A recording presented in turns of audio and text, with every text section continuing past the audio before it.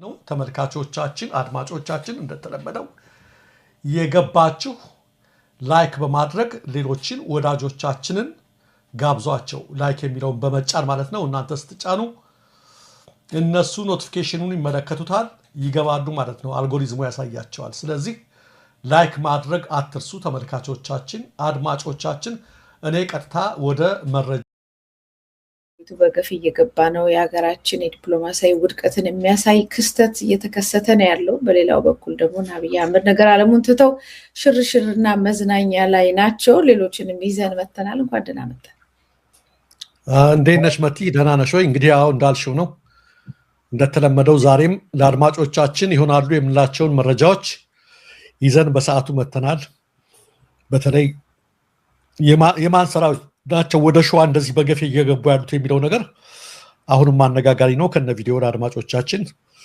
እናሳያቸዋለን እንግዲህ የመከላከያ ልብስ ለብሰው በዚህ መጠን እየገቡ ያሉት ምን ለማድረግስ ነው የሚለውን አምነበረከተው ነው የሀገራችን የውድቀት ዘመን ይመስላል የአብይ አህመድ ጊዜ በጣም የሚያሳፍሩ ነገሮች ናቸው እየተከናወኑ ያሉት ሁሉንም በቅደም ተከተላቸው እንመጣለን እነሱ የአውሮፕላን የአየር ኃይል ትርኢት እያዩ ነው ዛሬም ለማንኛውም መረጃችንን እስኪ በአንዳንድ ማሟሻ ሊሆኑልን በሚችሉ መረጃዎች እንጀምርና ላለፉት 20 ቀን አካባቢ ታስሮ የነበረው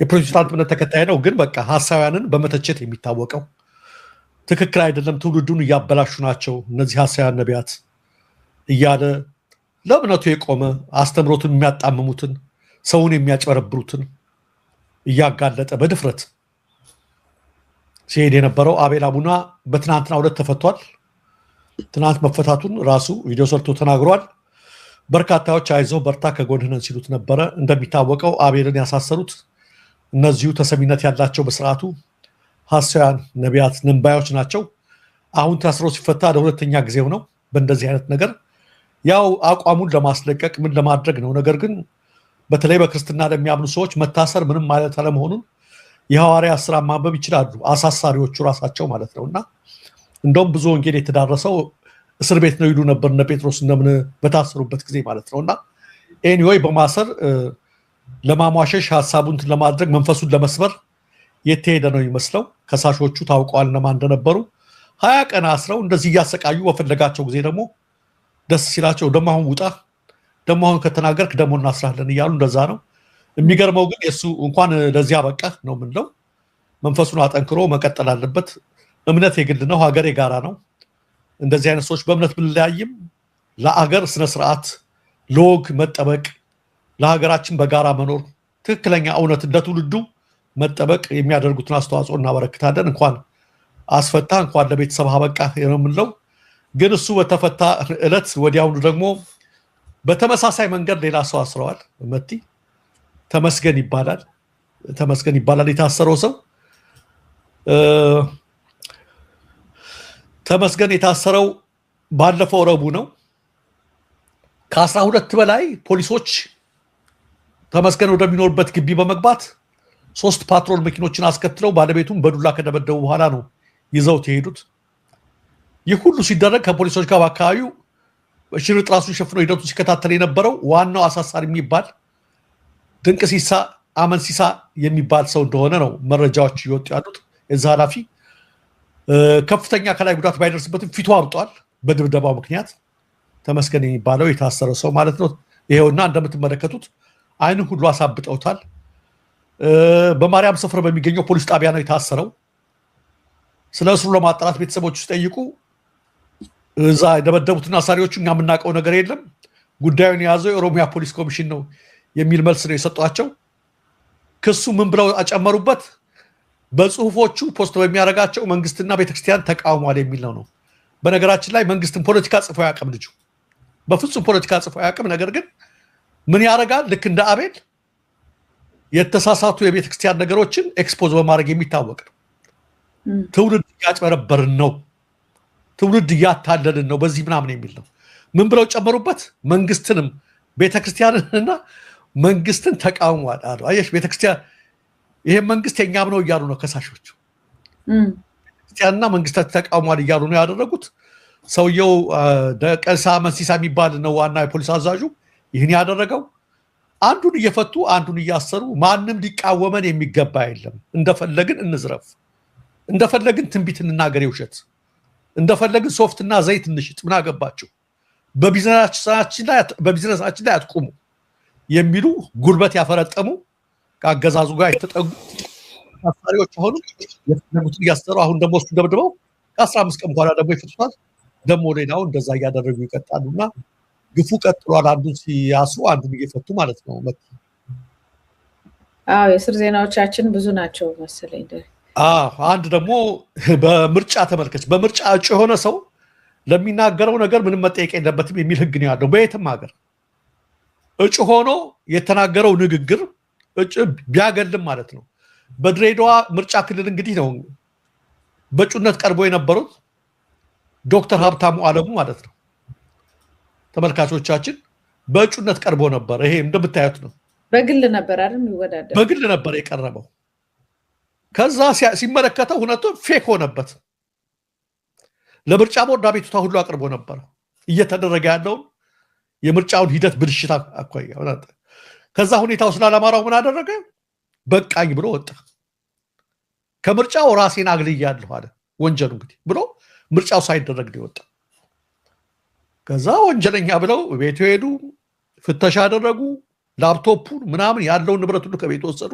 እየደበደቡት ማለት ነው ከዛ ቀደም ብለው ከሰዓታት ቀደም ብለው ወንድሙን እንደዚሁ ይዘው አስቀይ ምድር መንግስትን የሚቃወም ወንድም አለ ተመልከች ወንድሙን ደግሞ የደበደቡት ነው መንግስትን የሚቃወም መቃወም አይቻልም መንግስትን የሚሉ የደነዘዙ መንግስትን የሚቃወም በግሉ እጩ የሆነ ወንድም አለ በማለት ደብድበው ነው የለቀቁት አሁን ይሄውና በቁጥጥር ስር አስገብተው የተለያየ ክስ እየፈበረኩበት ከስራው አስተጋግለውት ንብረቱን ዘርፈውት ቤተሰቡን ያስጨነቁት ይገኛሉ ለዚህ ነበረ በግልም የምትቀርቡ አንዳንድ ሰዎች የራሳቸው አቋም ካላችሁ የተለያየ ነገርም ካላችሁ አትሳተፉ ጠቅላላ ይቅርባችሁ በኋላ የምትናገሩት ነገር ሁሉ በምርጫው በምን በሂደቱ ወንጀል አድርገው ያስሯችኋል ይላል ስንናገር ነበር እኔና መቲ ባባ አለፈው ውይይታችንና እንግዲህ በግል እጩ ላይ ሆኖ ተችቷቸዋል ያኔ ሲደረግ የነበረው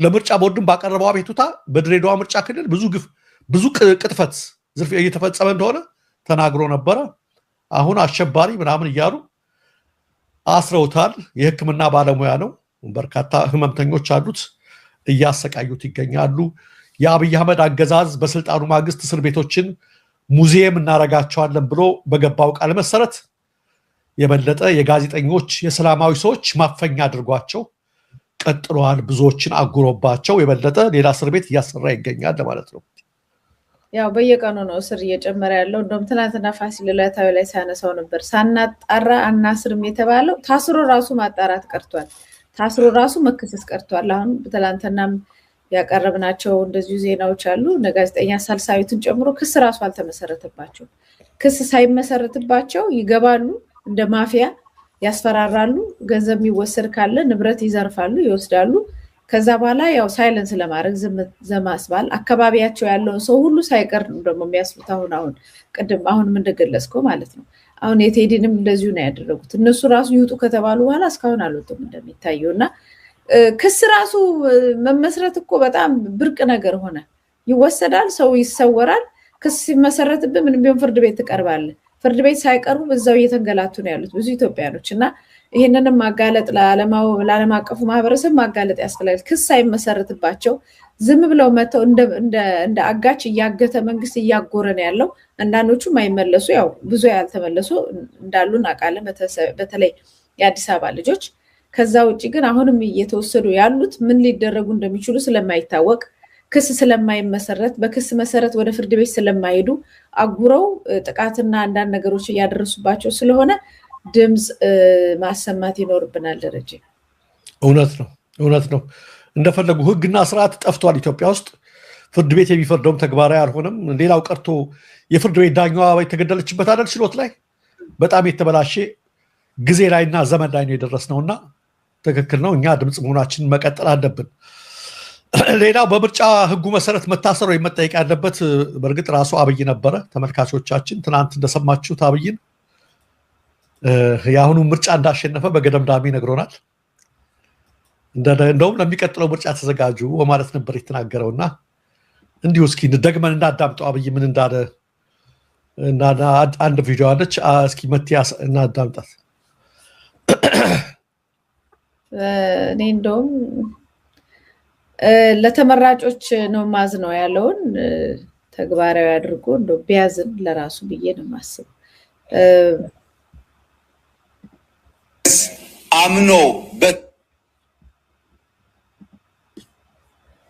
አምኖ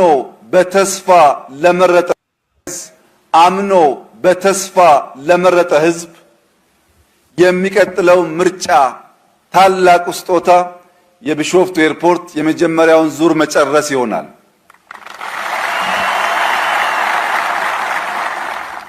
ይሄ ትልቅ ኮሚትመንት ነው።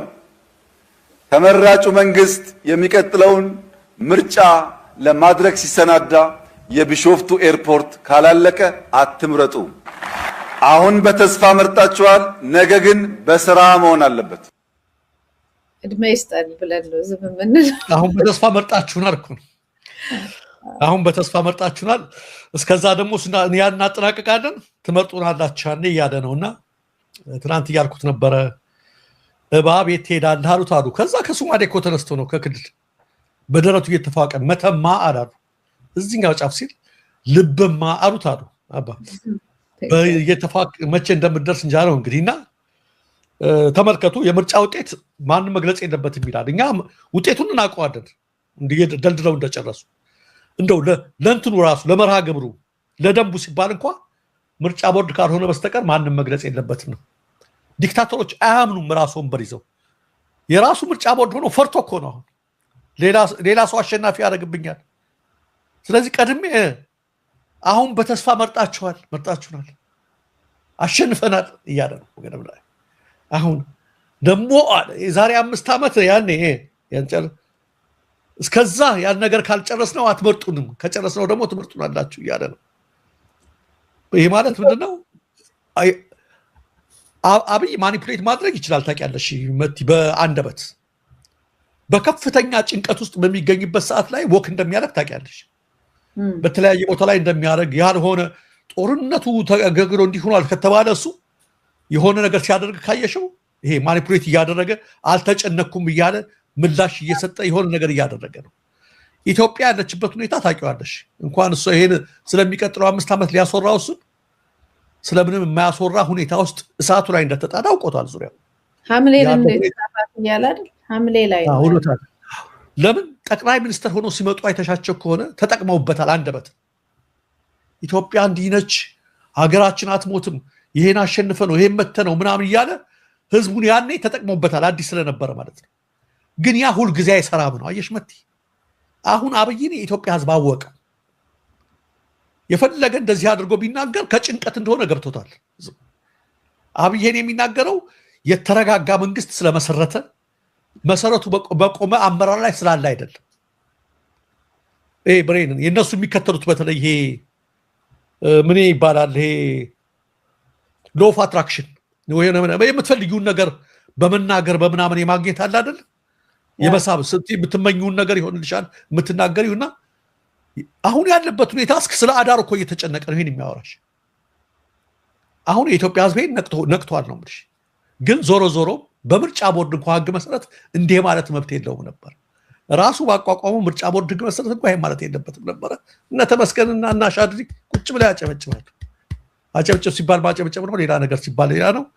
በእንደዚህ አይነት ሂደት ላይ ይሄን ነገር ሲያመለከት አንድም ልጅ ይዞ ነበር ሲሄድ የነበረው የሚያሳድገው ነው የሚለው በተለያየ ነገር ሰሞኑን ብዙ ነገር ነው የተናገረው። ይሄን ከተናገረ በኋላ 48 ቢሊዮን መቲ 48 ቢሊዮን ችግኝ ተከል ነው አለ። 48 ቢሊዮን ቁጥር ተመልከች። እኛ 5 ቢሊዮን ሲል ጉድ እያልን ነበር። የዓለም ህዝብ ብዛት 7 ቢሊዮን ነው መቲ። 48 ማለት 7 ጊዜ 7 49 ማለት ነው። የዓለምን ህዝብ 7 እጥፍ ያህል ችግኝ የተተከለ ኢትዮጵያ ውስጥ የሆኑ እንደውም ከተማዎች ቦታ የችግኝ መትከያ ያለባቸው ቦታ ላይ የዓለምን ህዝብ 7 እጥፍ የሚያህል ቦታ 49 ቢሊዮን የት ቦታ አስተጋይቶ ተተከለ? ሰዎች እንደዚህ እንኳን ብለው ይተቹኛል ብለው ምንም አያስብም። እንዳልኩሽ ነው ዝም ብሎ በመናገር የዛሬ 5 ዓመት እንደውም የዛሬ 15 ዓመት በቅናቸው ይሄን እናደርጋለን ይልሻል። ኧረ በቃ ይሄ ሰውዬማ ይቆያል ሰርቷል ማለት ነው ይላል። ሌላ በቃ ጠንክሯል ማለት ይሄንን ነው የሚፈልገው። በዚህ ማሳመን ይፈልጋልና እንደምትዩ ምርጫውን አሸነፍኩኝ እያለ የሚገኝበት ጊዜ ነው ለማለት ነው። ያነ ወደ ኋላ እንመጣበታለን። ወያኔም እኮ 100 ዓመት ብለው ነበር። 100 ዓመት ያው 27 ዓመት ቢያንስ እነሱ ረዘም ያለ ጊዜ ቆይቷል። የዛን ጊዜ ግን ምዕራቡ ማለት ይቻላል አብዛኛው ምዕራቡ ከነሱ ጋር ነበር። ብዙ ነገሮችን የሚደረጉ ነበር። አሁን ካለው ጋር ስታነጻጽረው በአጭር ጊዜ ውስጥ በአመትና በ2 ዓመት ህዝብ ከወደደው በላይ እንዲጠላው ያደረገ ብቸኛው መሪ እሱ ነው። ህዝብ እንዲጠላ ምን ላድርግ ለሚለው ትምህርት ሰጪ ነው እሱ። በቃ በህዝብ እንድትጠላ ከፈለክ አብይን መሆን ማለት ነው። በአጭር ጊዜ ውስጥ የሚወድ ህዝብ የተቀበለ ህዝብ እንዴት ሊጠላ ይችላል የሚል ጽሁፍ ከተጻፈ ዝም ብሎ የአብይ አህመድን እንትን መተረክ ነው በቃ። እና እሱም ብቻ አሁን አንተ ያልከው ልክ ነው አለው ለማለት እኮ ነው። ይሄ የወጣው እኮ አለው ነው። ሐምሌ ላይ ቆሞ ጨለማ ላይ ቆሞ ክረምት ላይ ቆሞ ነፍሱ በጣም ተጨንቃ እያለች አለሁ ለማለት የዛሬ የሚቀጥለው ምርጫ ምናምን ብሎ ያወራልና አንተ እንዳልከው አንደኛ ማህበረሰቡ ይቆያል እንዴ። በዋናነት ግን እየነገረ ያለው ለራሱና የሆነ ይሄን የሚያስፈጽምለት መንፈስ አለና ለሱ ነው። ሎ ኦፍ አትራክሽን አንተ እንዳልከው ዊል ፓወርም በለው ምንም በለውና ይሄንን በቃ ተደርጓል። ኢትዮጵያ እንደዚህ ናት። አይሮፕላን እንትን ትላለች፣ ኤክስፖርት ታረጋለች፣ ወርቅ ኤክስፖርት ታረጋለች ምናምን እያሉ የሚናገሩት ሁሉ እኮ ስለተናገርን ይሆንልናል ነው። ምን አይነት ብላክ ማጂክ ይሆን ይዞ የመጡት አላውቅም። አሁን ግን ይሄንን ራሱ እያለ ባለ ሰዓት የሰጠው ፕሮሚስ ቢሾፍቱ ላይ ምን የመሰለ በቃ ትልቅ ኤርፖርት ሪሊ የአካባቢ ማህበረሰብ ትልቁ ጥያቄው ኤርፖርት ነበር። ታውቃለህ አዲስ አበባና ደብረ ዘይት ያላቸው ርቀት በጣም አጭር ነው። አዲስ መንገድ ተሰርቷል። አሁንማ በ30-40 ደቂቃ አዲስ አበባ ትገባለህ። እና በዚህች መሃል 2 ኤርፖርት መኖሩ ደግሞ የወጣበትን ገንዘብ ከዚህ በፊት በዘገባ አቅርበናል። በጣም ከፍተኛ ገንዘብ በዛ ርቀት ያህል ኤርፖርት መኖሩ እዛ አካባቢ አስፈላጊ ነው? የአካባቢው ጥያቄ ነው ወይስ እነሱ ላሰቡት ለሌላ ለሴራ ፖለቲካ ያንን ከዛ የመግፋት ሌላ አጀንዳ ነው የሚለውን ማህበረሰቡ ተረድቶታል።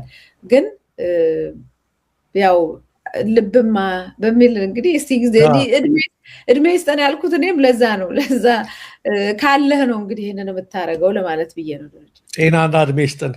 አንቺ እንዳልሽው ነው። ይሄ ለውጥ እየመራው ብሎ አንዱ ያለው ማን ነው? ራሱ አብይ ነው ብሎ አንድ የጻፈው ጽሁፍ ነው። ለምን አመጹን እየመራ ያለው በመንግስት ላይ ራሱ አብይ ነው የሚል አሪፍ ጽሁፍ ነው የጻፈው አንድ ጃይቼና በጣም ወደ ተቃውሞ እያስገባ ያለው በንግግሩ በሚያረጋቸው ድርጊትና ልጁን እንዳላስጠቁረው ብዬ ነው እንጂ አንድ ልጅ ይጠይቃል በቲክቶክ ላይ አይተሽ ከሆነ አላቅም እንግዲህ ላይ ጎበዝ ልጅ ሽጉጥ ጠጥቶ የሞተ ኢትዮጵያ መሪ ማን ነው ይለዋል። አይተሽው አብይ አህመድ እንዳይሉት ብዬ ነውና ደነገጠ ጠያቂው ራሱ። ለምን ታጓጓናል የሚል ለምን ታጓጓናል ያው ነው እዛና እንዳላስጠቁረው ብዬ ነውና እንደዛ ነው አለ። አንዱ ደግሞ አይተሽ ከሆነ ሌላ ቦታ እንደዚሁ ማን ነው ከኢትዮጵያ መሪዎች ምናምን ሽጉጥ የጠጣው የሚል ነገር ነበርና አገኘው ተሻገር አለ ያንተን ልጅ አቶ አገኘው ተው እሱ አረቂን የጠጣው ብለው አለፈ። እንደና መሰርተበት ነው የለም ነው። ዞሮ ራሱን በራሱ እያጠፋ ያለ መሪ ማን ነው? አብይ ነው የሚለውን የሚያሳይ ነገር ነው ለማለት ነው። ይህን ካልን ዘንዳ መቲ እስኪ መጀመሪያ 2 ቪዲዮዎችን እንይና አንድ ፎቶዎችን እንመልከት። ተመልካቾቻችን የጂ7 የበለጸጉ ሀገራት ስብሰባ በፓሪስ እየተደረገ ነው። በፓሪስ በፈረንሳይ መጀመሪያ ዊሊያም ሩቶንና ይሄ ፎቶግራፍ ነው። ዊሊያም ሩቶ የኬንያው ናቸው። ተመልከቱ ተመልካቾቻችን። ማክሮን ነው የሚቀበላቸው። እንትንም ቪዲዮም አለ ዊሊያም ሩቶና እንትን አቀባበል የአልሲሲ ሚውት አድርጊው እንዳይዝብን ኮፒራይት። ዊሊያም ሩቶ ከአፍሪካ ማለት ነው እንድትመለከቱ ብዬ ነው።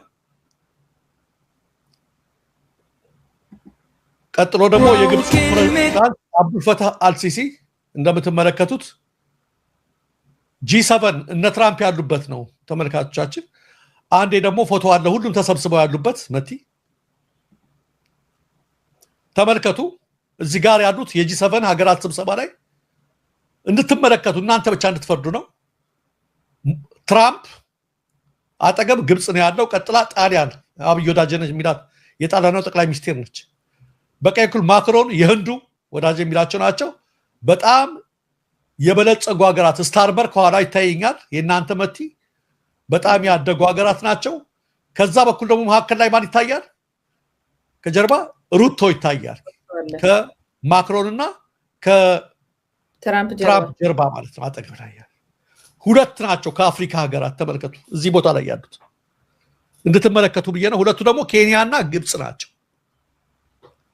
እንዳትመለከት ትናንትና የጻፈውን አንዲት ነገር ልበል ባጭሩ። እንትና ኤልያስ የጻፋት ነገር አድርገን ኢትዮጵያ እንደ አውሮፓውያኑ አቆጣጠር በ2005 በ2008 በ2009 በ2010 በ2012 5 ጊዜ በቀድሞ ጠቅላይ ሚኒስትር አቶ መለስ ዜናዊ ዘመን 5 ጊዜ ማለት ነው። እንዲሁም በ2015 እና በ2017 በቀድሞ ጠቅላይ ሚኒስትር በአቶ ኃይለማርያም ደሳለኝ ዘመን በቡድን 7 ሀገራት ላይ ተሳትፋ ነበር። አያችሁ ያለማቋረጥ አብይ እስከሚመጣ ድረስ ማለት ነው። ኃይለማርያም ጊዜ 2 ጊዜ። ዘንድሮ በፈረንሳይ የተካሄደ ባለው ስብሰባ ኬንያ በፕሬዝዳንቷ ስትወከል ግብጽም እንደዚሁ በመሪዋ ተወክላለች። ኢትዮጵያ በዚህ ጉባኤ ላይ አለመሳተፏና ሙሉ በሙሉ መቅረቷ በዲፕሎማሲና በኢኮኖሚ ረገድ ስጋት ይፈጥራል። ይህ ይበልጥ አሳሳቢ የሚሆነው የዓለምን ፖለቲካና ኢኮኖሚ አቅጣጫ የሚወስኑ ዋና ዋና ዓለም አቀፍ ውሳኔዎች፣ የዕዳ ቅነሳ ስትራቴጂዎችና የልማት አጀንዳዎች በሚቀረጹበት በዚህ ተጽዕኖ ፈጣሪ መድረክ ላይ የኢትዮጵያ ድምፅ ወፍ የለም ሆኖ መቅረቱ። ጎረቤት ሀገር ኬንያ በተደጋጋሚ የክብር እንግዳ ሆና ጥሪ እየተደረገላት ባለበትና ሌላው ቀርቶ ግብጽ በታሪኳ ለሁለተኛ ጊዜ ብቻ በፈረንሳይ የአቤዲያን የጂ7 ጉባኤ ላይ ተሳተፍ በተጋበዘችበት ወቅት ኢትዮጵያ አለመገኘቷ የዲፕሎማቲክ የቤት ስራ እንደሚጠብቀን አመላካች ነው። ኢትዮጵያ ከዚህ መድረክ መራቅ አገሪቱ ቀደም ሲል በአፍሪካ ቀንድ የነበራትን የጂኦፖለቲካ መሪነት ሚና በዓለም አቀፍ ደረጃ የነበራትን ዲፕሎማሲ ተሰሚነት ዝቅ አድርጎታል ብሎ ኤልያስ ነው መሰረት ሚዲያ ይሄን የጻፈው ማለት ነው።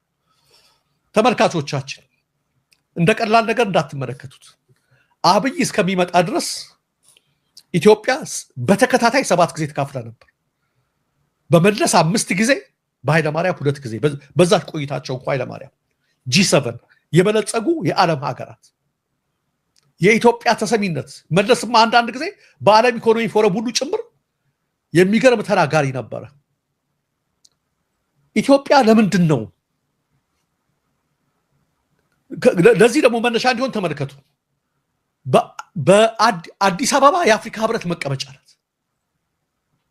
የዓለም የዲፕሎማሲ መቀመጫ ናት፣ መናኸሪያ ናት። ከኒውዮርክና ከብራሰልስ ከጄኔቫ ቀጥሎ ብዙ አምባሳደሮች ያሉባት ናት።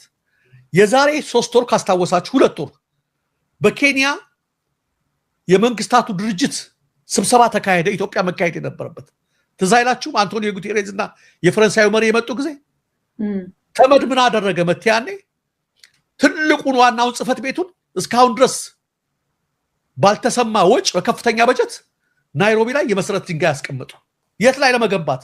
ናይሮቢ ላይ። ተመልከቱ፣ ኢትዮጵያ ላይ መሰራት የነበረበት። አብይ እዛ ላይ ተገኝቶ ነበር። ኬንያ ካያችሁ ቀሳለና ምን አለው ማክሮንን፣ እባክህ እዚህ ማደርሰ እኔን ሳትጠይቀኝ እንዳትሄድ ብሎ ቶሎ ብሎ ከዛ ተሳፍሮ እኔ የገረመኝ የዛ አይነት አቀባበል አዲስ አበባ ሄደ።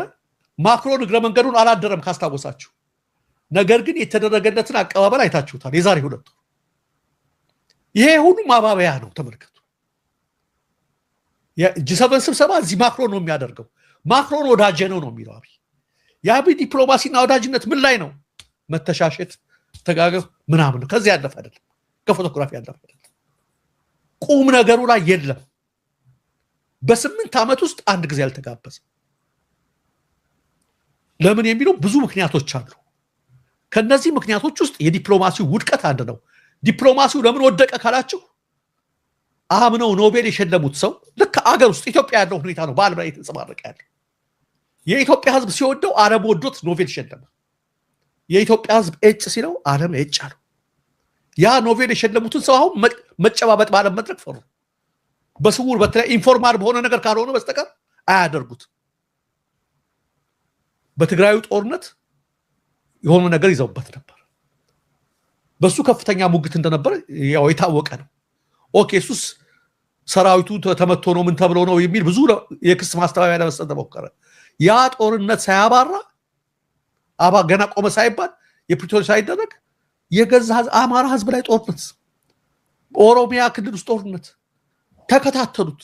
ይሄ ኖቤል የሸለመው መሪ ጦረኛ ነው፣ ክሪሚናል ነው፣ በእጁ ላይ ብዙ የንጹሃን ደም አለበት አሉ። በኢትዮጵያ ውስጥ ያለው ሁኔታ ይከታተላሉ በአምባሳደሮቻቸው ሆነቸው። ዋጋ የሌለው መሪ ነው። ምዕራባውያን ደግሞ ከልምዳቸው ካያችሁት ነገ ጧት ዓለም አቀፍ ፍርድ ቤት ከሚቀርብ መሪ ጋር በአደባባይ አይታየው። አንድ ለራሳቸው ፐርሰናሊቲ መሪዎቹ፣ ሁለት በራሳቸው ህዝብ ላይ ተቃውሞ ስለሚያስነሳባቸው በግብር ከፋዩ በታክስ ከፋዩ ራሳቸው ማህበረሰብ ጋር ንጹሃንን ከሚገድል መሪ ጋር እንዲህ ያደረክ የሚል ነገር አለ። ስለዚህ ከማክሮን የበለጠ አሁን ወዳጅ ነው የሚለው የለም። ይሄ የተደረገው አዘጋጁ ሀገር መጋበዝ ይችላል፣ ኢትዮጵያን መጋበዝ ይችላል እንዳገር ማለት ነው። ማክሮን በጠራው ባዘጋጀው ስብሰባ ላይ የፈለገ አቀባበል ቢያደርግለት አብይ ያ አይደለም ዲፕሎማሲ።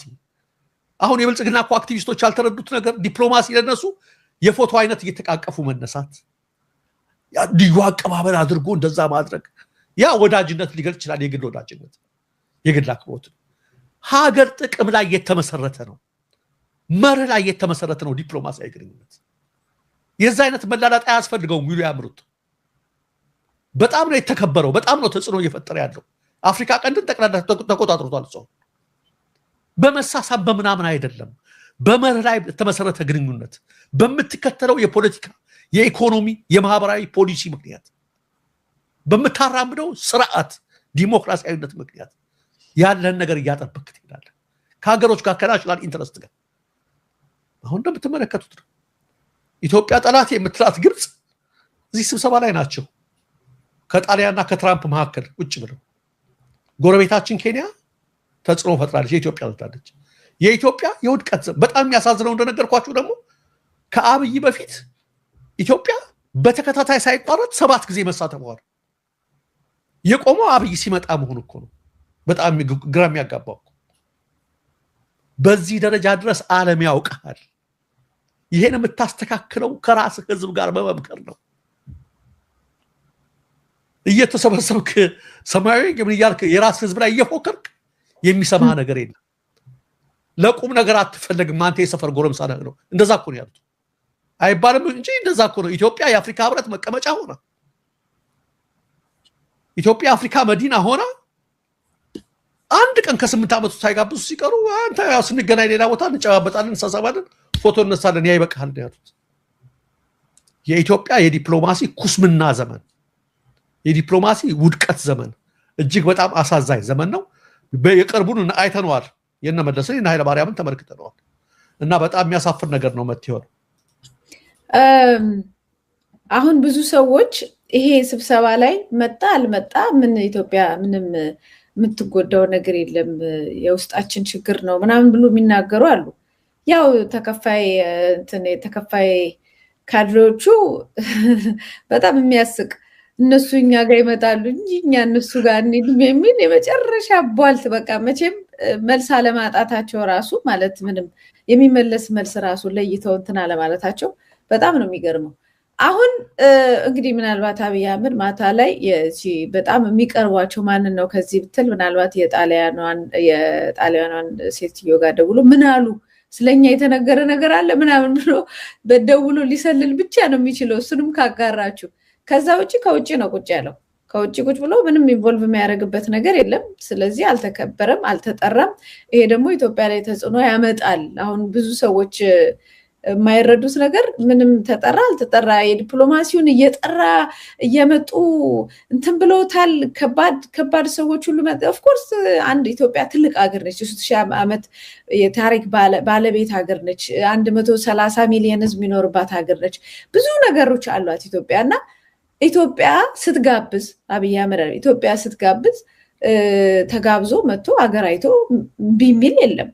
ነገር ግን ስለመጣና ያንን በዛ ግብዣ ያንን ሁሉ ገንዘብ አፍስሶ መንግስት ስለጋበዛቸው ነገሮችን ሁሉ እየጨበጠና እያሻ አንተ እንዳልከው እያሸና እየጨበጠ እንደ ኢትዮጵያ እንደተለመደ ጉቦ ምናምን ነገሮች የሚቀይሩለት መስሎት ነበር። አልተቀየረም። የት አሉ አሁን እየመጣ ሲጋብዛቸው አብሮት እራት ሲጋብዝ ሙዚቃ እያዘጋጀ የሆነ ጣሊያኗን ሴትዮ ብትል ምን ብትል የጋብዛቸው ማክሮን ወንድሜ ነው በቃ ወዳጄ ነው አይነት ነገር ነበር ሲያሳይ ነበር። የት አለ ማክሮን? አንተ ቤት ቁጭ ብለሃል፣ ማክሮን እዛ ነው ያለው፣ ትዝም አይለው።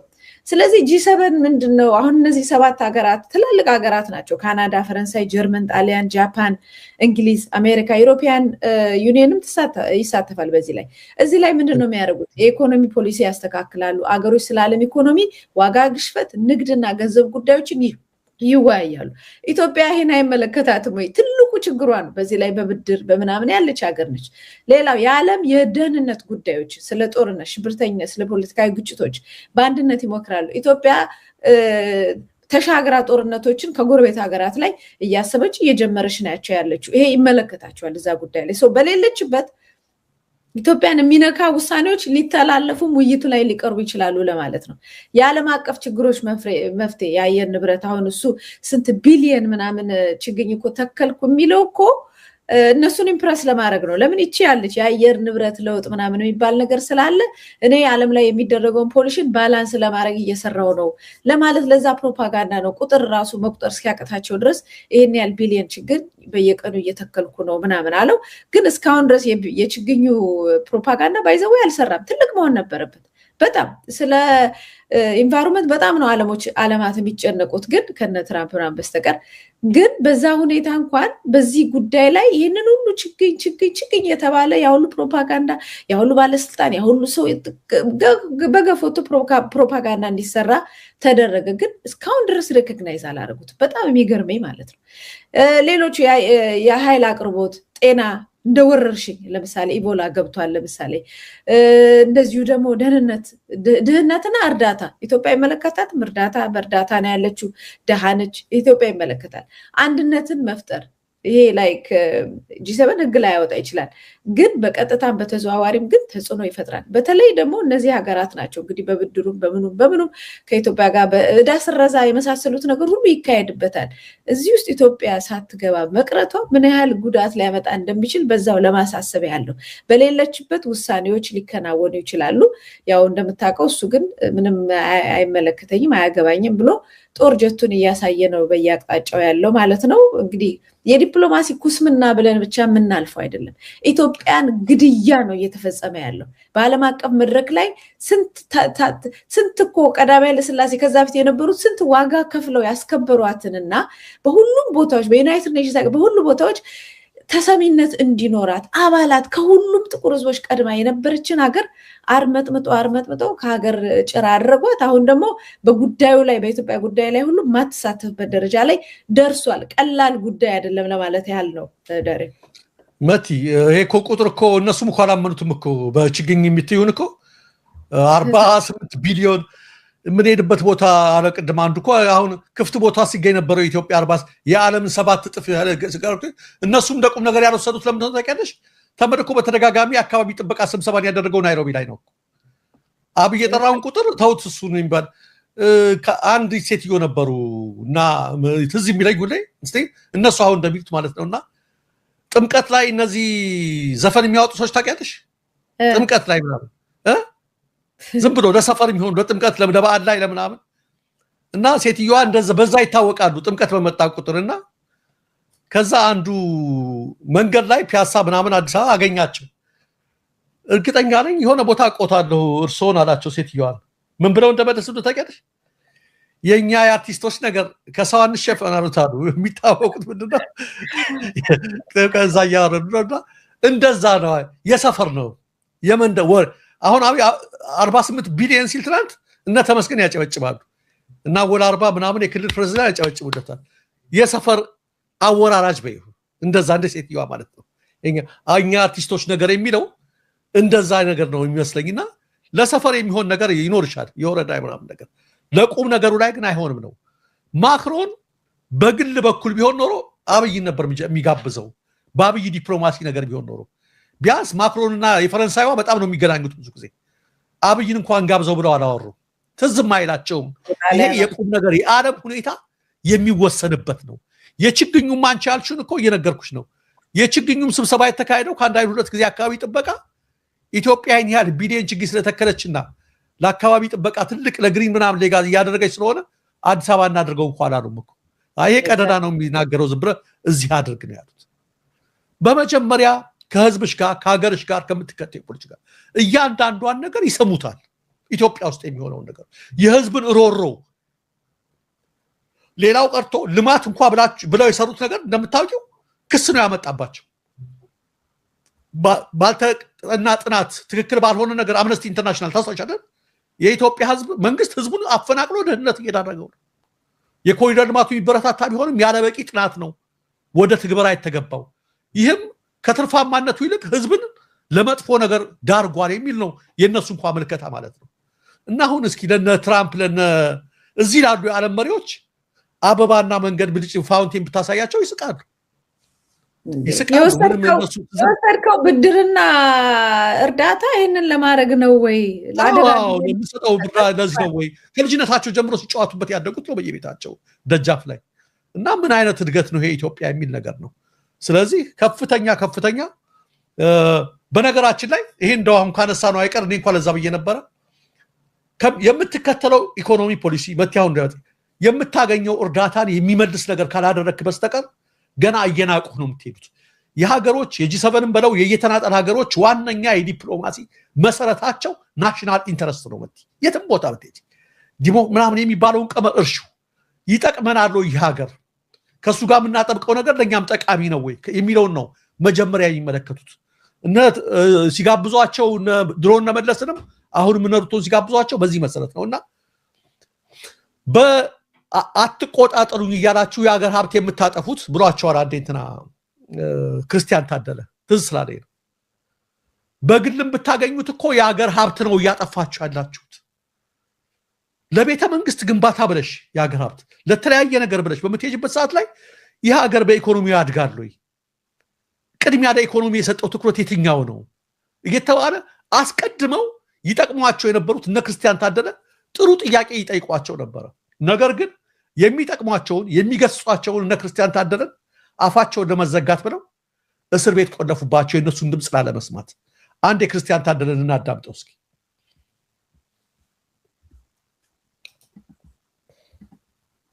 ነገራት ጭምር ተጠይቆ የተሰራ ስራ ነው። ሌሎቹም እንደሆነ የጦጦ ፕሮጀክትም እንደሆነ ጥያቄ ያለኝ የተከበሩ ምክትል አፈ ጉባኤ አመሰግናለሁ። የተከበሩ ምክትል አፈ ጉባኤ ክቡር ሚኒስትር በመሃል ስላቋረጥኩት ይቅርታ። የተጠየቀው ጥያቄና የተሰጠው ምላሽ በተለይ የሚሰጠው ምላሽ ይሄ ምክር ቤት ከመሆኑ አንፃር የህግና የስነ ስርዓት ጉዳዮችን የጣሰ ነው። ይሄው ምንድነው አንድ ማንኛውም ግለሰብ በግሉ ገንዘብ መሰብሰብ ይችላል። የሚሰበስበውን ገንዘብ ግን ለህዝባዊ ዓላማዎች ሲያውለው ገንዘቡ በመንግስታዊ ስነ ስርዓቶች ውስጥ ማለፍ መቻል አለበት። ይህን የመቆጣጠር ኃላፊነት የገንዘብ ሚኒስቴር ኃላፊነት ሆኖ ሳለ ይሄ በግራንት የመጣ ነው በምን የመጣ ነው በሚል ተገቢ ያልሆነና ከህግ ውጪ የሚደረግ ነው። ያማይሆን ከሆነ ይሄ ምክር ቤት ሙሉ ስልጣን አለው። በየተወካዮች ምክር ቤት ያሰራርና የአባላት ስነ ምግባር ደንብ ቁጥር 6/2008 አንቀጽ 140 ላይ ንዑስ አንቀጽ 3 ላይ የተቀመጠ ነው። ማንኛውም የምክር ቤት አባል በስፖንሰርሺፕ ከግለሰብ ወይም ሌሎች ጥቅሞችን ገንዘብ መሰብሰብ አይችልም ይላል። በግል ደረጃ መሰብሰብ አይቻልም። በመንግስት ደረጃ ከተሰበሰበ ደግሞ የግዴታ በመንግስት ቋት ማለፍ መቻል አለበት። በመንግስታዊ የፋይናንስ አስተዳደር ማለፍ መቻል አለበት። አሁን ክቡር ሚኒስትሩ የሚናገሩት ንግግር እኔ ለዚህ ምክር ቤት ይመጥናል ብዬ አላምንም። ይህን ንግግር በቀጥታ ለሚከታተል ለኢትዮጵያ ሕዝብ ትክክል አይደለም። ምክንያቱም ይሄ ቤተ መንግስት የግል ቤተ መንግስት የሚባል የለም። ፓርኮች የመንግስት ፓርኮች እስከሆኑ ድረስ የመንግስት ሀብቶች ናቸው። በግል የተሰበሰበ ገንዘብ ለፐብሊክ ኢንቨስትመንት እስከዋለ ድረስ ገንዘቡ የመንግስት ይሆናል ማለት ነው። የመንግስት ከሆነ ደግሞ በዚህ ምክር ቤት መጽደቅ መቻልም አለበት፣ ቁጥጥር ሊደረግበት ይገባል። ይሄ ገንዘብ ደግሞ በጣም ግዙፍ ገንዘብ በሚዲያ አይደለም፣ እዚያው ክቡር ጠቅላይ ሚኒስትሩ ቀርበው ነው ያስረዱት ለዚህ ምክር ቤት 49 አይደለም 500 ቢሊዮን ነው ብለው የተናገሩት ክቡር ጠቅላይ ሚኒስትሩ ለዚሁ ምክር ቤት ነው። ይሄ በአንድ የፋይናንስ ሚኒስተር ደረጃ ሲባል ለዚህ ምክር ቤት የማይመጥንም በተለይ እኛ ህዝብን ወክለን እዚህ ለተቀመጥንም አይመጥንም። እንግዲህ እንዳየሽው ነው መቲ 500 ቢሊዮን ያህል በግል በራሴን ያመጣሁት እያለ የሚያባክን ነው ያለው። አያገባችሁም እንዴት ትሉናላችሁ ብሎ ነው አህመድ ሸዴ ይሄ በግራንት የመጣ ነው በእንትን የመጣ ነው በግል የመጣ ነው ምናምን እያለ ምን ስለሆነ ለአብይ ይሄን ያህል ገንዘብ ሰጡት ነው። ዞሮ ዞሮ በአገሪቱም ገንዘብ ሆነ መቲ በሚመጣውም ገንዘብ በተበደሪውም ገንዘብ ለኢትዮጵያ ህዝብ አይደለም እየተሰራ ያለው ለኢትዮጵያ አይደለም እየተሰራ ያለው የሚለው ነው ዋናው የምናተኩርበት። የማን ፍላጎት ነው እየተሰራ ያለው? እስኪ የማን ፍላጎት ነው? የአብይ ፍላጎት። ይሄ አገር ይጠቅማል ያሻግራል፣ ይሄ ደስ ይላል፣ ለኔ ደስ ይለኛል። እያንዳንዱ ነገር እኮ በቃ እንዴ በግል ገንዘብና የግል ቤት መኖሪያ ቤት ለመስራት መብቱ ነው አብይ ያለ ማድረግ። በዚህ ጋር ዋኛ አድርጌ በዚህ ጋር እንዲህ አድርጌ ምናምን ይችላል። አገር ላይ መሪ ሆነሽ ግን እዚህ ጋር እንትን ያስፈልገኛል በራሴ ፍላጎት የኢትዮጵያን ጉዳይ ለስራ የሀገር የ120 ሚሊዮን 130 40 ሚሊዮን እኔ የኔ ፍላጎት ይንጸባ ያለ ፖሊሲ ማለት ነው ደስ ስለሚለኝ የበለጸገ ነገር ይሄን ነገር ማየት እንደዚህ ጥሩ ለአይን የሚታይ ብቻ ማን ይፈናቀል ምናምን የሚለው ይሄን ስንሰራ ይሄ ምን ያመጣል የሚል ምናምን ቅድመ ጥናት የለም እኮ። ይቺ ብር ተገኘች በዚህ ደግሞ የምንሰራው እዚህ ጋር ዱባይ ጋር ይዋት እንደዚህ አይነት ነገር ነች። በዚህ ጋር ፓሪስ ጋር እንደዚህ አይነት ነገር አይቻለሁ ይሄን ነች። በዚህ ጋር እንትና ጋር ሲሄድ እንዲህ አይነት መናፈሻ አይቻለሁ ይሄን ነው በሚል አይሆንም። አታባክኑት። በምንም ይምጣ በመንግስት ስም ነው የመጣው በሀገር በኢትዮጵያ ህዝብ ስም ነው የመጣውና ልንቆጣጠረው ይገባል። እንዲህ አይነት እውነት ተናጋሪዎችን ግን ምን አደረጓቸው መቲ? አሰሯቸው፣ ድምጻቸውን ከድራቸው። ዛሬ በኢኮኖሚውም በዲፕሎማሲውም ረገድ ቅድም እንዳልሽው የመጨረሻው ጥግ ላይ እንገኛለን ለማለት ነው። በጣም ያሳዝናል። ይሄ የጂ7 ሚቲንግ እንደው በጣም አገሪቷን መነቅነቅ ያለበት ነው። እነዚህ ሰዎች እኮ ሳንክሽን እኮ ማድረግ ይችላሉ ታውቃለህ። የዓለም ገበያ ማስተካከል፣ ኢንፍሌሽን፣ ዋጋ ምናምን፣ የንግድና ኢንቨስትመንት ምናምን አይደለም። የጦርነት ወጭ ላይ አቋም ሊወስዱ ይችላሉ። ቅጣቶችን ሳንክሽንን ቅጣቶችን ሊጥሉ ይችላሉ። ሌሎች ሀገሮችን ደግሞ መጫን ያለባቸውን ሀገራት ኦኬ ምናምን እቺ ሀገር ምንም የሰብአዊ መብት ጥሰት ታረጋለች ወይ ምናምን ታረጋለች ስለዚህ ጫና እናረግባታለን ሊሉ ይችላሉ። እና የሚነገሩት ነገሮች በጣም እዚህ ቦታ ላይ የሚወሰኑ ነገሮች ትልቅ ናቸው። ገንዘብ ለደሃ ሀገራት ገንዘብ የሚሰጡ የልማት ፕሮጀክቶችን የሚያቅዱ እነዛን የመሳሰሉት ነገር አሉባቸው። እና በዚህ ጉዳይ ላይ ባልገኝም ምናምን ብሎ በዚህ ለመሸፈን ያደረገው እንቅስቃሴ በሀገሪቷ እጣ ፈንታ ላይ መረማመድ ነው፣ እጅግ በጣም መረማመድ ነው። እና በአንጻሩም ለራሱ ዓለም ሄዶ ሌላውን ከነዚህ ሀገራች ጋር ተዋውሎ አገርን በማሳደግና አገርን በመታደግ ባለበት ሰዓት ላይ እሱ ድሮንና ምናምን አምጥቶ የራሱን የገዛ ማህበረሰቡን ለመጨፍጨፍ እንደዚህ አይነት ቀልድ የሆነ ነው። ቀልድም አይደለም እንዴት አይነት ነገር እንደሆነ መቼም ቃላትም አይገኝለትም።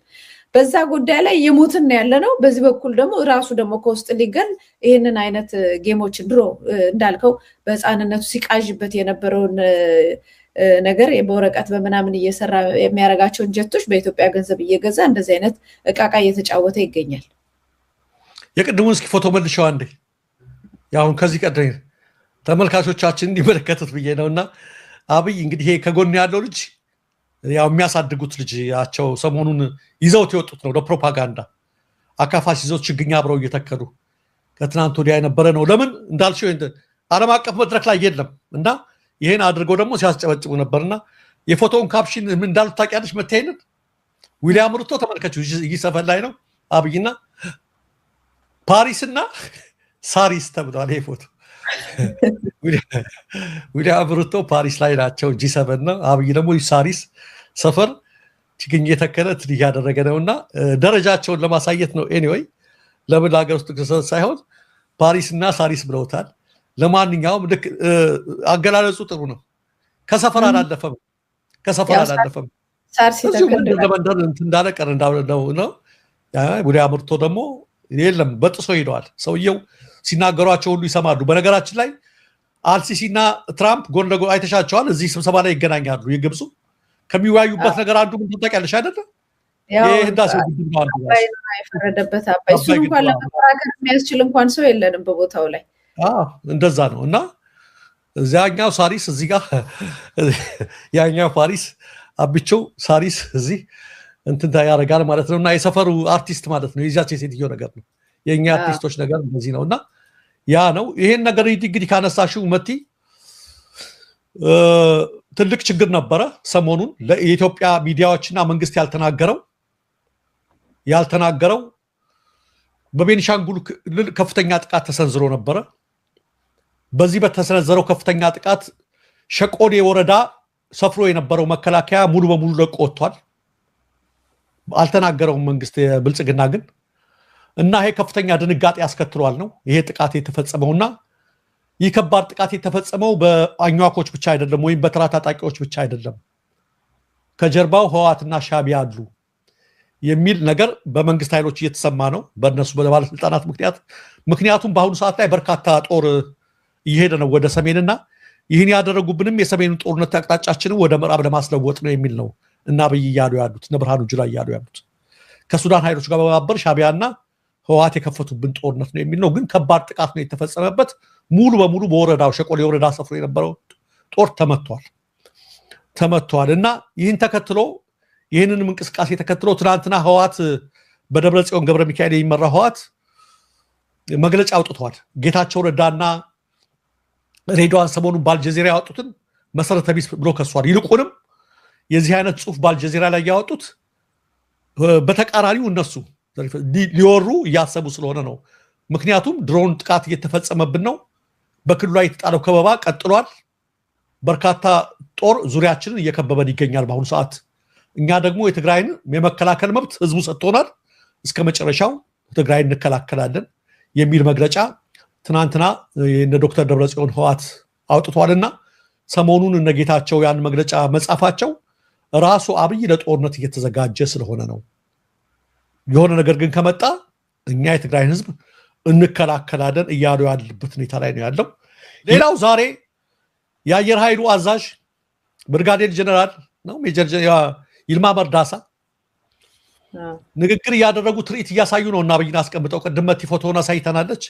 የተናገሩት አንድ ነገር አለ ይልማ መርዳሳ ምንድነው ያሉት ቃል በቃል ዛ ፎቶ ላይ ያለ ይልማ መርዳሳ ፎቶ ላይ እንደምታዩት የሰላም አማራጭን ችላ ብሎ ወደ ውጊያ ከገባ አየር ኃይላችን ጠላትን እስከ ወዲያኛው ይሸኛል ይላል 8 ዓመት ሙሉ የሰለች አባባል 8 ዓመት ሙሉ አንድ አይነት አማርኛቸው አይቀየር ሰው ይሰለቸዋል አይሉ ዱቄት አረግናቸው ሰማዩ እንዲህ ነው እንደዚህ አበቃላቸው 8 ዓመት ሙሉ ማለት ነው አሁን ይሄ ለህዋት የሰነዘሩት ነው ለህዋትና ነገር ግን ህዋት አልቋል ተሰባብሯል አብቅተናል ሰሞኑን እንኳን ትናንት ባሳየውሽ በይልማ ጀነራል በፊልድ ማርሻል ብርሃኑ ጁላ ንግግር አከርካሪያቸውን ሰብረነዋል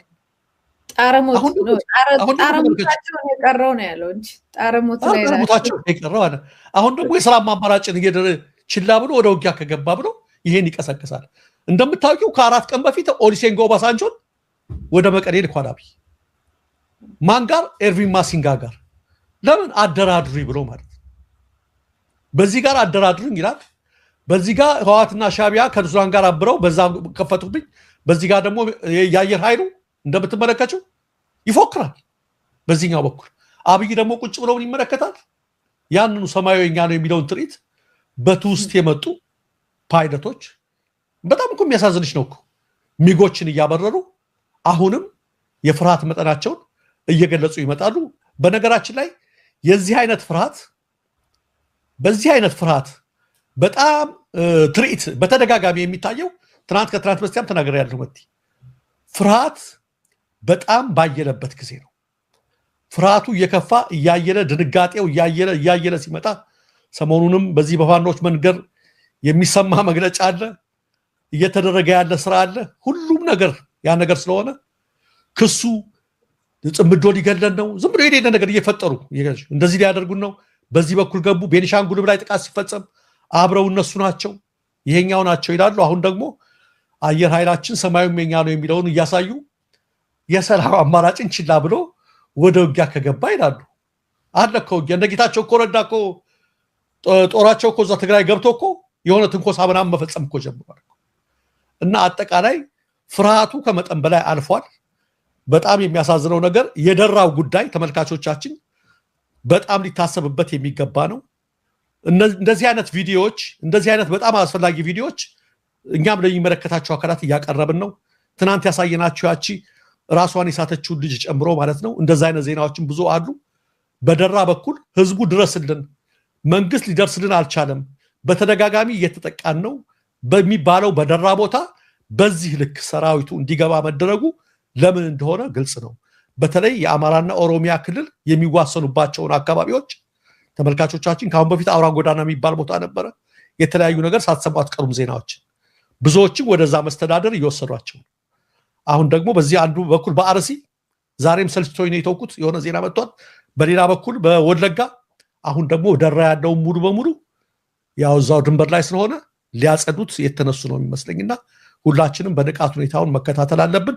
እንዳንሸወድ ሸኔ ነው ምናምን ብለው በሚል ተራ ፕሮፓጋንዳ እንዳንሸወድ። ማንም ያርገው ማን ዋናውን የሚመሩት እና አብይና እነ ሽመልስ መሆናቸውን በደንብ አድርገን ማወቅ አለብን። ልክ ነው ደረጀ። ያው ሰሞኑን በአርሲ ላይ ያለውን ነገር እንደዚሁም ከሱ ጋር በተያያዙ ብዙ እንቅስቃሴዎች እየተካሄዱ ነው። ዓለም አቀፍ ማህበረሰቡ እየተወያየ እየተንቀሳቀሰ ነው ያለው። ምናልባት በቅርቡ ትላልቅ ሰልፎችን ይደረጋሉ ተብሎ ይታሰባል። ደብዳቤ መላክ መርሃ ግብሮችም እንደዚሁ በእኛው በኤምኤስ ላይ ታስቧል እና በሌሎችም አካባቢዎች ያሉ ናይፓክ ምናምን በሚያዘጋጁት መርሃ ግብር ላይ ሰው ድምፁን እንዲያሰማ ወደሚመለከተው አካል እንዲያደርስ አደራ ተብሏል። አንዳንዶቹ ከአንድ ቦሮ ለምሳሌ አሁን እዚህ ዩኬ ውስጥ ከአንድ ቦሮ ከአንድ አካባቢ እስከ 500 ሰው ደብዳቤ ከላከ ያ ነገር በፓርላማ እንዲታይ ያደርገዋል የሚሉ መረጃዎች መጥተዋል። ስለዚህ እሱን የመጠቀም እንቅስቃሴዎች ይደረጋሉ። በቅርቡ ያሉትን መረጃዎች ሁሉ ጠቅላላ ይዘን መተናል። ግን አሁን መጨረሻ ላይ ድረ ያካፈልከን ያ የሰራዊቱ ይሄ የመንግስት የብልጽግናው ሸኔ ሰራዊት በግልጽ በየአቅጣጫው የሚገሉትና መንግስት እየሸፈነ ያረደ የሚያበላቸው ሰራዊቶች እነዚህ መሆናቸው በግልጽ ያየንበት ነው። ባለፈው እነ ጃልሰኒንም ሲቀበላቸው በዚህ አካባቢ ላይ ብዙ ጥፋት ያደረጉ ናቸው። ስልጣን ተሰጥቷቸዋል። ከውስጥ የወጡትና ያው የጫካ ቢሄቪየር ስላላቸው የተወሰኑት እስር ቤት የገቡ መሆናቸውን እናውቃለን። ከዛ ውጪ ግን በሰሜን ሸዋ ላይ በሰፊው እየተንቀሳቀሰ ያለው የመንግስት የብልጽግና ሸኔ መሆኑን 2 3 4 ጊዜ መረጃዎችን አቅርበናል። አንተ እንዳልካት አውራ ጎዳና እነሱም ቆርኪ ምናምን የሚሏት አካባቢ ያለች እሷን በኦሮሚያ ክልል ውስጥ በጉልበት የማካተት እንቅስቃሴን ተመልክቶ ብዙ ጥፋቶችና ግድያዎችን እዛ አካባቢ ላይ ፈጽመዋል። ሌላው ሰሜን ሸዋ የአማራ ክልል ሰሜን ሸዋ ላይ አጣዬ አካባቢ ላይ ከሚሴ ላይ የከተመው ተመሳሳይ ሌላ ኃይል ደግሞ እንደዚሁ መንግስት የሚያቀው ማሰልጠኛ ቦታ በደንብ ትልቅ ማሰልጠኛ ቦታ ያለው ከፋኖ ጋር መንግስት ወይም ሲዋጋ እየሄደ መከላከያው ደጀን አድርጎ የሚያርፍበት የኦነግ ሸኔ ተብሎ የሚጠራው ማሰልጠኛ ቦታ ነው። ስለዚህ አብሮ መስራታቸው ምንም ጥርጥር የለውም፣ ማህበረሰቡ ያውቃል። ስለዚህ መሆን ያለበት በዚህ በኩል እየመጣ ያለውን ጥፋት አስቦ ቅድመ መከላከል ነገሮች ላይ ማህበረሰቡ ማተኮር አለበት። ወደ አክሽን ወደ ድርጊት ዝም ብሎ ወደ መላቀስና መረጃውን ብቻ ሳይሆን ቅድመ ዝግጅት መደረግ አለበት የሚለውን ለማሳሰብ ይረዳናል። ደረጀ የምትጨምረው? በመጨረሻ አንዲት ነገር መቲ ለማለት ያህል ነው። ቪዲዮውን ማቅረብ አልፈለኩም። ይህን ጥሩ አድርገሽ ነው አሁን ያብራራሽው። አንዳንዶች ሲጨንቃቸው የሀሳብ እንትን እያደረጉ በሚሰጣቸው ትዕዛዝ ላይ የሚዘልፉ የዚህ ሀሳብ ነቢያት በብዛት እንዳሉ እናውቃለን። በቅርቡ ታስታውሳላችሁ የዛሬ 3 ወር 4 ወር ረሳሁት አንዱ ምንድነው የፍቼ ነው ሰላሌ ላይ የሆነ ክፉ መንፈስ ብሎ የጠንቋይ ነው ጠንቋይ ሰላሌ ጠንቋይ ምናምን ብሎ ተናግሮ የሰላሌ መንፈስ ነው ብሎ ተቃውሞ ከፍተኛ ተነስቶበት አሜሪካ ሄዶ ነበረ። እንደው ከዛ ሲመጣ ይቅርታ ጠየቀ እንትን ብሎ ወዲያው ነው ድንጋጤ ከየቦታው የገባው። ነገር ግን ሰሞኑን አንድ ተመለከትኩ፣ አለፍኳቸው። ትልቅ ሰው ናቸው። ክፉ መንፈስ ብለው ሲናገሩ በዚህ ያለውን ማድረክ ነው ሲሉ ምን አሉ መሰላቸው? በሸዋ በጎጃም በጎንደርና በወሎ ያለውን ክፉ መንፈስ ማድረክ ነው ይላሉ። እነዚህ እንግዲህ አማራ ክልል ብቻ ናቸው የጠሩት።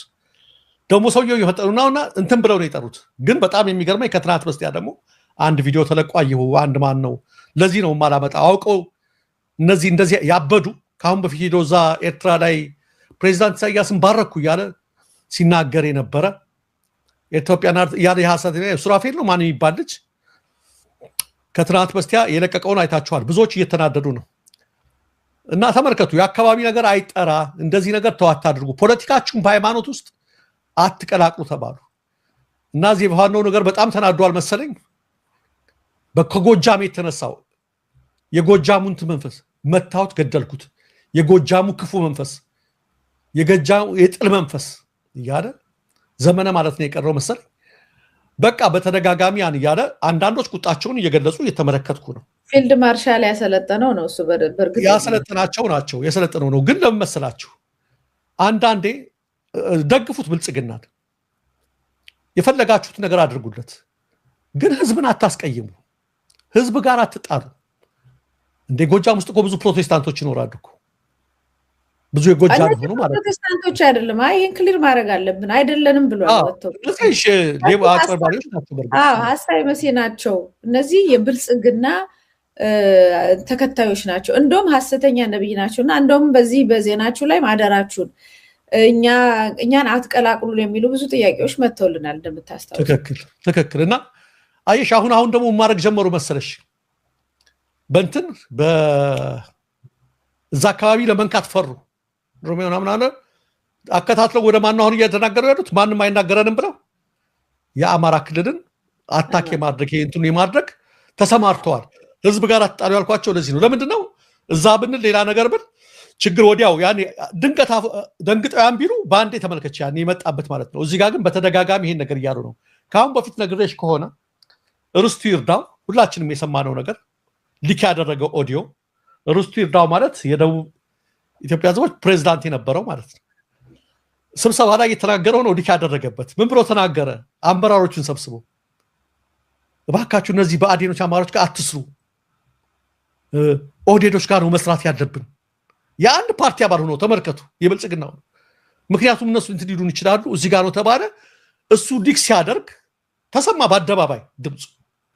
አሁን እና አብይኔ እኔ መታዘብ የጀመርኩት ማለት ነው። ሌሎች አንድ መሪ ሆነሽ ስለ ኢትዮጵያ አንድነት ተሰራለሁ ብለሽ አንቺ የሾምሽው አመራር አንዱን ከአንዱ እያደረገ እንደ ህዝብ አሁን እርስቱ ኦህዴዶች ጋር አንስራ፣ በአዴኖች ጋር ብቻ እንስራ ቢል አብይ ዝም ይለው ነበር። ሽመልስ ዝም ይሉት ነበር። የበለጠ ሹመት ነገር ነው የሰጡት የዛን ጊዜ። ለእኛ ታማኝ ነው ብለው ምን ልላችሁ መሰላችሁ? ጊዜ ሰጠን ብላችሁ አንዳንዴ እንደዚህ አትወሻክቱ። አሁን የሚያዋጣን ገሌ ነው አትበሉ። እናንተ ደግሞ የእምነት ሰው ነን የምትሉ ዘር ብሔር እየመረጣችሁ ቅርሻታችሁን አታቀርሹ። በእርግጥ መቲ እንዳለችሁ እናንተ የእምነት ሰው አይደላችሁ፣ የፖለቲካ ካድሬዎች ናችሁ። የራሳችሁን ሆድ ለመሙላት ጥቅማችሁን ለማጋበዝ ሶፍት የምትሸጡ በውሸት ትንቢት ትውልድን ወደ ሐሰት የመራችሁ በርካታ ግፍና በደል በትከሻችሁ ተሸክማችሁ ደፋሮች፣ በእግዚአብሔር ቤት ላይ የምታላግጡ አስመሳዮች ናቸው። አይገርመንም። ግን ነገሩ ነው እንጂ ጩቤ ሰው አይጎዳም ይባላልና ደጋግባችሁ አሁን ስልጣን የያዘው ኦህዴድ ስለሆነ እየመረጥን ይሄን አካባቢ አታክ እናድርገው ስትሉ እጅግ ቀላል መሆናችሁን የሚያሳይ ነገር ነው ለማለት ነው። መቲና ገርሞኝ ነው የቅርሻታቸው ነገር